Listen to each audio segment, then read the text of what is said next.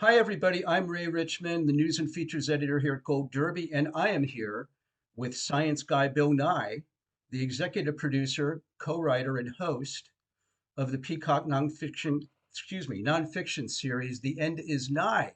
Bill, welcome. And what inspired you to want to do a six-part series about the end of the world, one that's designed to kind of to scare the hell out of us, or at least scare us into action?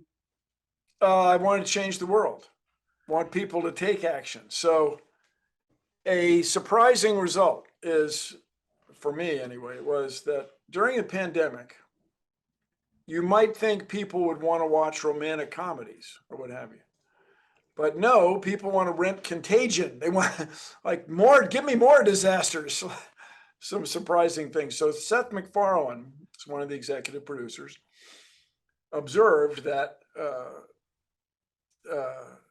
conservative media are so successful because they scare people. We need to scare people. And there's much in what he says. So we made 6 disaster movies, but since it's me doing it, or I am doing it, we have the optimistic view of the future. If we just realize that these problems could happen, these disasters could come to pass, and let's be ready for them. Let's take steps so that we do not get wiped out or severely affected by any of these 6 very reasonable, scientifically vetted disasters. So is that how the show came together? Seth approached you and wanted your take on how this how we could look at all of these Armageddon scenarios and somehow be filled with hope instead of dread. Well, I am filled with hope, but it was Seth and a guy, Brannon Braga. Do you know Brannon Braga? Yeah. Yes. Those 2 guys came to me because they work together all the time, I guess. And we got to talking about it, and we thought this would be cool. And then one day, working in Brannon's backyard in Los Angeles, because the pandemic was on, we were all distancing each other. We didn't know we were all vampires. We didn't know who was going to infect whom. We came up with the idea of having me killed. I get killed at the end of each first half hour, each disaster half hour. And that was a good premise. And the people thought it was charming. So we pursued that by people into studio executives and what have you. Right. So we pursued it. And, we're proud of it. And the idea is these are real disasters that could really happen to somebody, to you, to any of us. And so let us use science to be ready for these things. Yeah, it's fascinating. I know you get killed in every episode too. It's fascinating the way you put yourself in harm's way, at least on camera, to make the point. Um, uh, and the point again is to reassure us rather than make us feel hopeless. Well, Um, here's what I say to people. You have to be optimistic. If you're not optimistic, you're not going to get anything done. It doesn't mean you're not very concerned or daunted or whelmed. You just don't want to be overwhelmed, where you leads to inaction. Uh, uh, if you think you're going to lose a game, you're going to play a sport or a card game or whatever. If you think you're going to lose, then you're going to lose, man. Now let's go. You got to think you have a chance of winning. And that's what leads to you coming up with strategy and tactics that will enable you to win, or training or what have you. So let's go, everybody. Let's get this done. Let's get ready for these things. yeah, I've heard you describe the show as a disaster show that's really a science show in disguise. Yeah, that's How exactly right. Yeah. how is that a valuable tool in a country that's become so catastrophizing and reactive? Well, it's even more important or valuable than ever if you're asking me. That's why I encourage everybody to turn it up loud. It's like the reason we made the show is trying to affect people, trying to get people to be willing to take action. And the big action I tell everybody when it comes to climate change, preparing for a coronal mass ejection, asteroid impact, or comet nucleus impact, The big thing we got to get ready for is the big thing we got to do rather is vote. We have to put lawmakers in place who are going to pass legislation and allocate funds to address these issues for the betterment of all of us. In every episode in this show, which I enjoyed very much, by the way, um, explores the mystery and terror of the one specific potential threat to mankind. One is a series of giant storms, a hydra storm all over the globe at once. Another is a supervolcano eruption. You also discuss comets slamming into the earth, earthquakes, tsunamis. It's like it's a laugh riot, complete with lots of nifty digital effects. Clearly, Armageddon requires plenty of digital. Yeah, it does. Yeah. And that's something we could never do back in the Science Guy days. I mean, we had one miniature of the lab of this building that we were in, made from an HO railroad plastic building. But this, we had these extraordinary digital art. We had Jeff Oken for crying. He wrote the book, the Digital Effects Handbook, and he just knew what to do to create these cool effects. And the crew, we were in Montreal for most of it, because once you're in a city and there's a pandemic that we didn't want to leave the city. So we were in Montreal, we stayed there and shot a lot of stuff on big green screens, and then added these crazy special effects, which were also produced in Montreal. Really high production values. I mean, that's one thing that surprised me is this is really top-notch It's stuff. not the Science Guy show with it putting No, black and white tape on a two before and saying it's a two before of science. Yes, right. No, it's a little not more than that. Yeah, not that there was anything wrong with that. It was charming in its different own thing. way, but But that we're thank a the lot more studio. sophisticated now. Just when you got Seth MacFarlane associated with and Brannon associated with a project, people were willing to throw money at it. You know, Bill, climate change is such a hot potato topic now politically, obviously for the last 15, 20 years, for reasons that don't always or don't generally at all make sense. What kind of pushback have you had from the right for what you talk about in the end is nigh? And why is Well, it important for you to be part of the climate change conversation? so what's happening with the right, if I understand the use of that term right now, they're becoming increasingly insular. Like they used to invite me on Fox News, what have you, but they don't do that much anymore. I mean, not much. They don't do it anymore. And is the journalist, is it David French? Is that the guy? His last name's French for the New Yeah, York. David French. Yeah, sorry, thank you. He pointed out that the conservative media right now, Fox News being the primary one, is a community. The people who watch those media are in a community. That's why they all watch it. They all watch it together to have the shared experience and so on. But what it's led to is excluding they talk all the time about the legacy media and I don't trust them and so on. And so I don't hear from them that much, to answer your question. I don't get much pushback from them. But bring it on. I don't know if you remember this. Last time I was on with Tucker Carlson, I pointed out that he was interrupting me every 6 seconds or so. And so I never could finish a sentence, and this was his style. But that's not, as what's everybody's favorite word? That's not sustainable.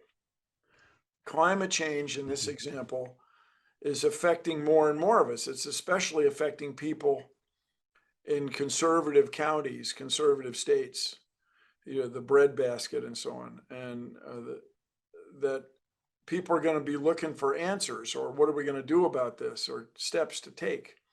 And it's going to, I believe, ultimately include us all. That insular thing, or insular, the word thing isn't so good, insular point of view that conservative media have embraced over the last 5 or 6 years is going to break down, because in the case of climate change, it's affecting all of us. It's bigger than any one community. And so I'm not saying I'm excited about that, but I do anticipate it. And the other thing I am excited about is young people are going to be running the show. people like me and many of the conservative media hosts are going to age out, and young people are going to vote and make changes and make the world better. So let's go. And claiming that climate change doesn't exist is like basically saying oxygen doesn't exist. It's not going to make it go away. Yeah, and so we have people now, right now, in the United States, the world most technically, if not most technically advanced, certainly most technically influential culture, government, society, who think the world might be flat. Like, dude, the world is not flat. I mean, it's like, what's going on? Just that anti-science has reached that level, that extraordinary level, to me, points out that this insular nature of the communities that have formed on social media and in conservative media especially is it's laughable, risible, but it's also scary. And then on top of that, it's an opportunity, because once you point out that the world is not flat, then it opens a world of thought to people, I strongly believe. And just remember, the first time you point out to a flat earther that the world's not flat, he or she is not going to drop what they're doing and think, oh yeah, I should have realized this all along. No, it takes a long time, chipping away, presenting the argument over and over calmly for a couple years to get people to change their minds. I thought we kind of decided that whole flat Earth thing a couple of centuries ago, but I digress. Well, more, yeah, 5 or 6. And the ancient Greeks, uh, thousands of years ago, realized the earth was round. They observed the shadow of the moon, rather, they observed the shadow of the earth on the moon and reasoned that the only shape that always makes a curved shadow, no matter how you shine light on it, is a ball, a sphere. There you go. Now And you've so you've it's talked quite about amazing. how Bill, about how the format with the show is to scare people in the first half of every episode and then fill them with hope in the second half of each one. Are you really as hopeful about the Earth's survival as you claim in this series? Absolutely. No, everybody, humans are going to survive this stuff. It's just how many of us and at what quality of life are going to get through it. And so I want it to be as many as possible, although there are a few I wouldn't mind. Am I right? And so on. And so we want to get as many people as possible excited about addressing these problems before they become problems. I got a kick out of seeing Seth MacFarlane making cameos in every Yeah, episode, every episode. right? Representing someone in a position of power who makes kind of a bad situation Yeah, worse and there we through go. negligence or ignorance. Is the point that human beings are ultimately responsible for the planet's fate and that a single person can screw everything up or be part of the solution? Wow, you've read my book. I Uh, have. so, so I do my homework, baby. thank you. So uh, certainly one person can cause the, so we called it the act of cow, which is supposed to be, it is based on the story or myth that a cow kicked over a kerosene lantern and started a fire in a barn on straw or hay, and that led to the Chicago fire. That one thing can make things go catastrophically wrong. And if you have somebody running, let's say, hypothetically, a space agency or influencing a space agency in such a way that they see an asteroid coming but don't do anything about it, that would be very bad. That person would have caused trouble. And we did 6 of them, but we're ready for season 2, man. And in season 2, if we were ever get a chance to do it, we might do a pandemic episode. We didn't do one the first time because we were in the middle of a pandemic. But the other one we didn't do is totalitarianism, where one person, one strong man can just cause all these knock-on miserable effects. We didn't do that one, but I could imagine some influential senator or congressman messing up NASA's budget enough that NASA wasn't ready for an asteroid. And furthermore, NASA wasn't cooperating with other space agencies globally enough to deflect an asteroid. And there would be a catastrophe. I could easily imagine that scenario. Have you heard talk about a season two? Is that in the Well, cards talk potentially? among ourselves. If we ever get to do season two, we're going to do the following things. Yeah, but no. The answer to your question, yes, no. What's discouraging and why your show is so important, obviously, Bill. We hear so much in the media that's so discouraging now. Uh, like even if we focus all our attention on turning around the damage wrought by climate change, that it's already too late and there's no point. I'm sensing you don't believe that. No, no. So you touched on this earlier, and I should have carried it. Sorry. What's changed for me? I'm 67 years old. When I was a kid, we thought of nature as being out there and our lives in here. You live in a house in a city. If you want to go into nature, you take a tent, and nature is separate from our life. But what's happened now, and this is accidental largely, when I was a kid, there were fewer than 3 billion people in the world. Now there are 8 going on 9 billion people.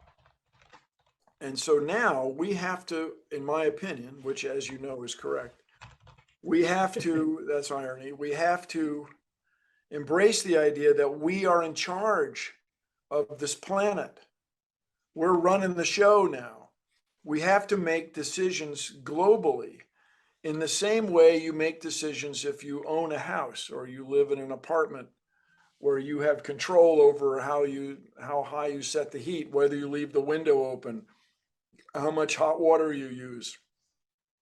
We have to accept that we are in charge of the global house.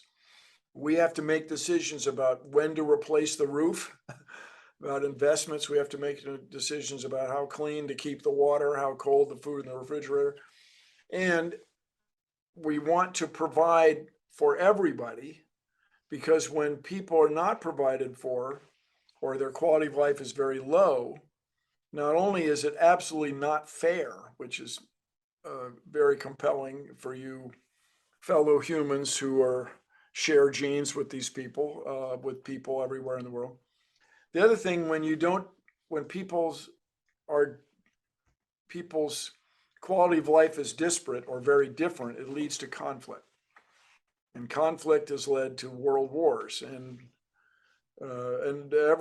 perhaps every war is a result of scarcity and resources, land that people want. So we want to raise the standard of living of everybody for, in a sense, selfish reasons.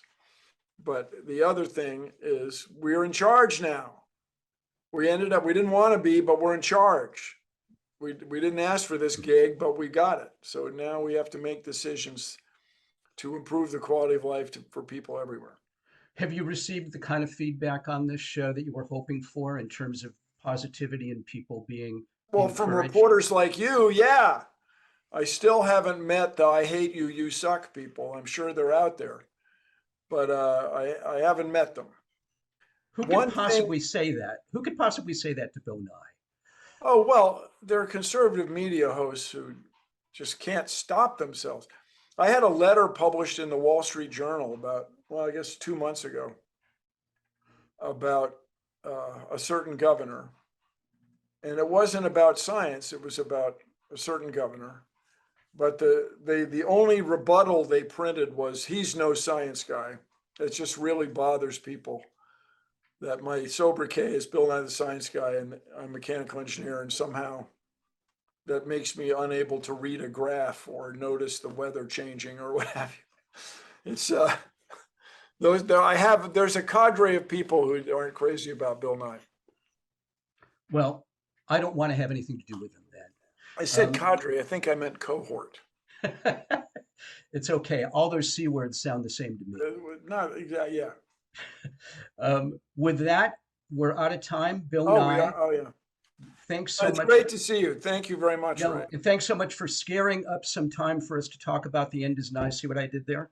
And uh, we appreciate your wisdom and stay safe, please. The world needs you. Wow. Thank you, sir. Carry on.